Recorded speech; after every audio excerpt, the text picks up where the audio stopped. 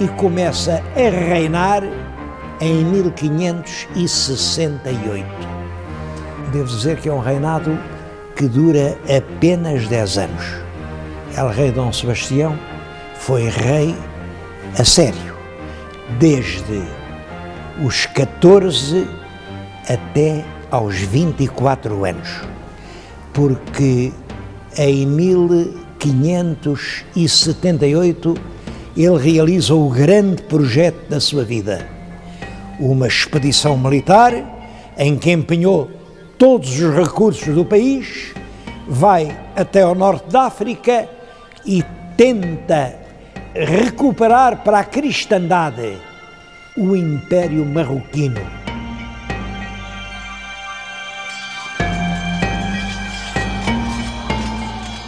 É a terrível batalha de Alcácer Quibir, no verão de 1578, em que El Rei perdeu a vida e todo o exército português ficou ou morto ou cativo. Houve só 4 fugitivos que se salvaram desse destino. A verdade é que ninguém disse que viu morrer o rei. Era, nessa altura, uma desonra alguém dizer: eu vi morrer El Rei e não dei a vida por ele. O cadáver de Dom Sebastião apareceu nu, coberto de feridas, e foi restituído a Portugal. Está hoje encerrado no Mosteiro dos Jerónimos. Mas como ninguém viu, ficou a lenda.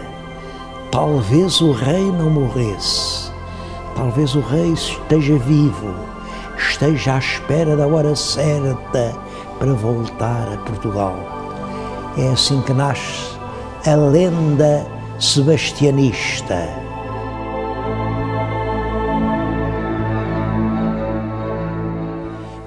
Foi durante o reinado de Dom Sebastião que foi publicada em Lisboa, em 1572, uma obra que depressa viria a ser reconhecida como um dos pontos mais altos atingidos pela poesia portuguesa.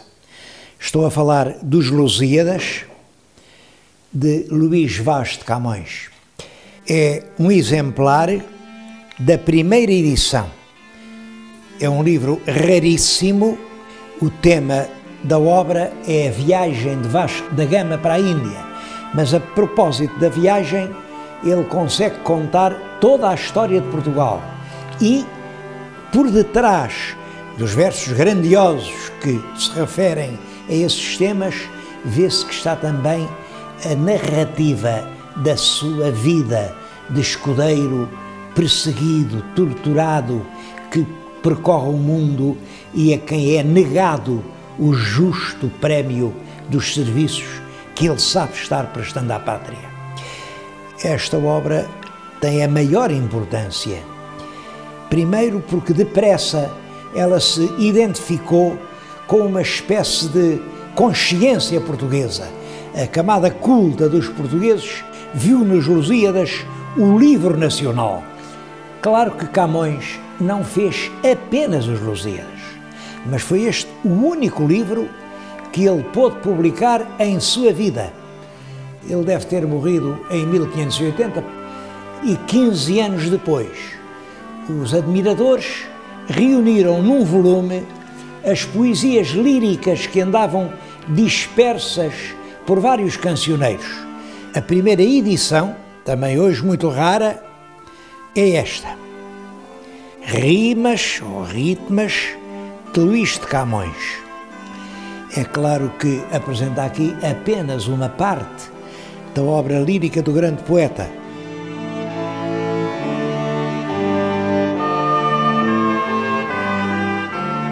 O rei Dom Sebastião morreu solteiro e sem filhos.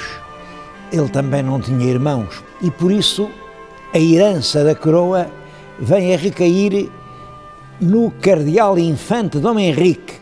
Era o último filho ainda vivo do rei Dom Manuel, mas ele já estava com uma idade avançada.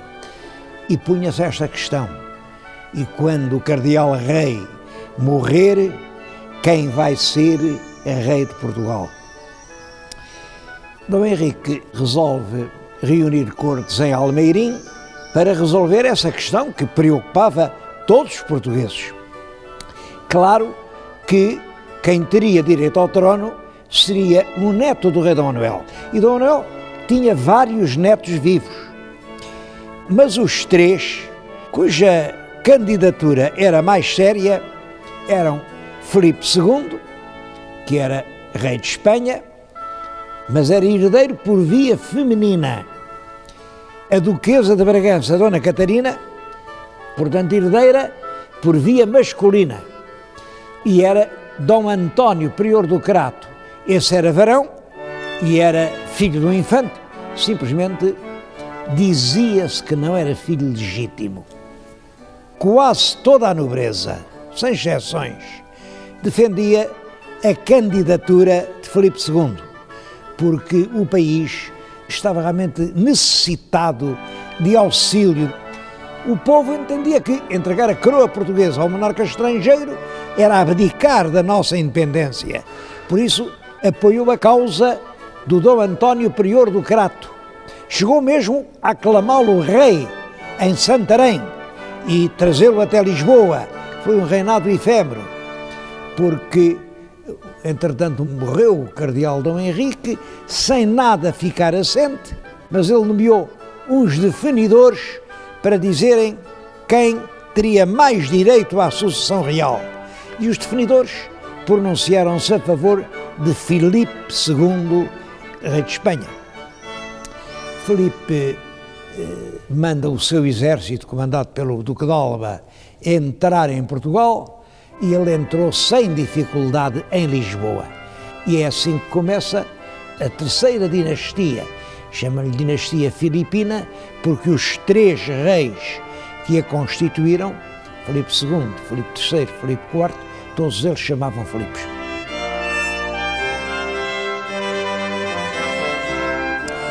Filipe II escolheu para lugar da sua aclamação a entrada do Convento de Cristo em Tomar. O pórtico de entrada é um grande monumento manuelino.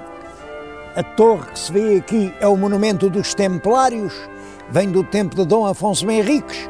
Portanto, tudo isto tinha uma forte carga simbólica. Era o próprio coração histórico de Portugal.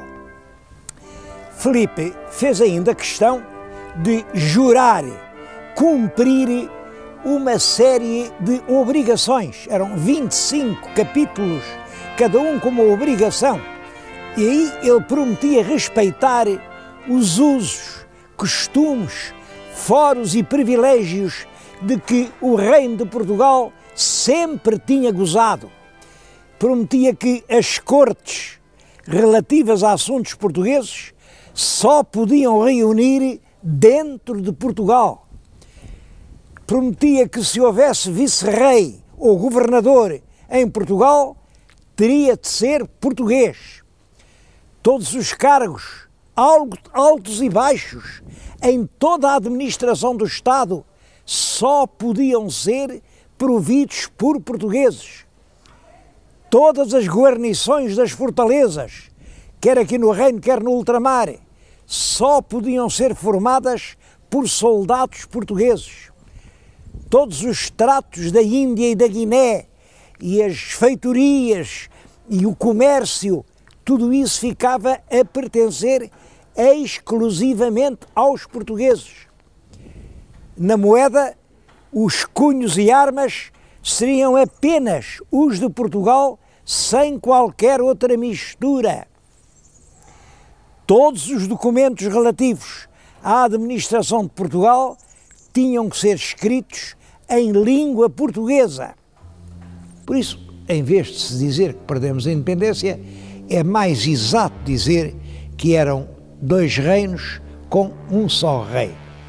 Realmente, numa Lisboa sem rei, sem corte, muitos nobres vão viver para a província. E da província eles assumem a administração das suas propriedades, embora ajudados por feitores e caseiros. Bom, uma outra grande parte da propriedade